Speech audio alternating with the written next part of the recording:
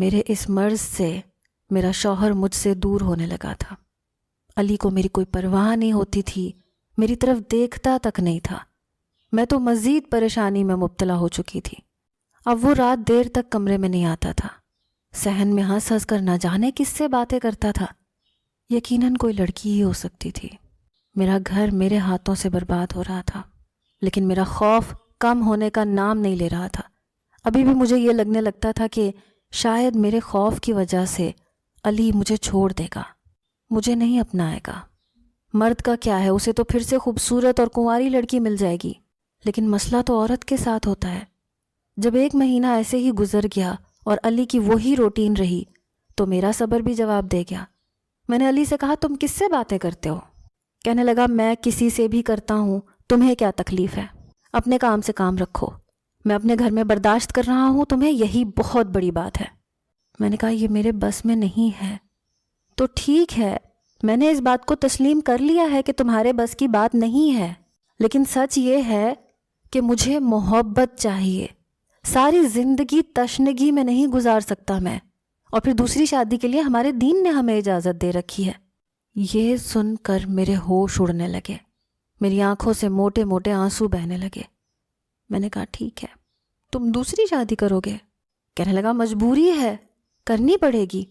دیکھو، میں تمہارے ساتھ زبردستی نہیں کر سکتا، یہ میرے مزاج کے خلاف ہے۔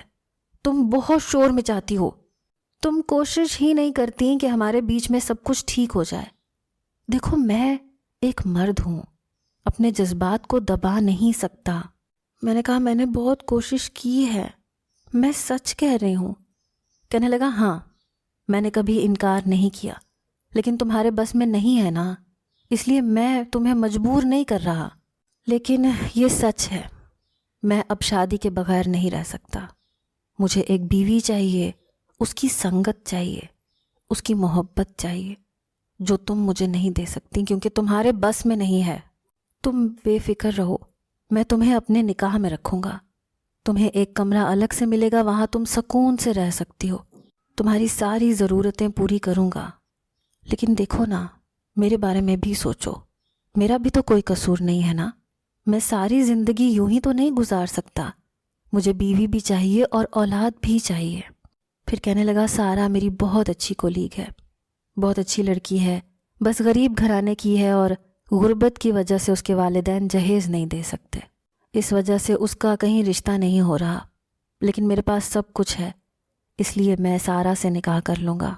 یہ سننا تھا کہ میری جان نکلی تھی۔ وہ بہت سنجیدگی سے کہہ رہا تھا۔ اس کے فون پر پھر سے بیل ہونے لگی، اس نے فون اٹھایا، کہنے لگا، جانے من، بس 2 منٹ۔ یہ کہہ کر وہ کمرے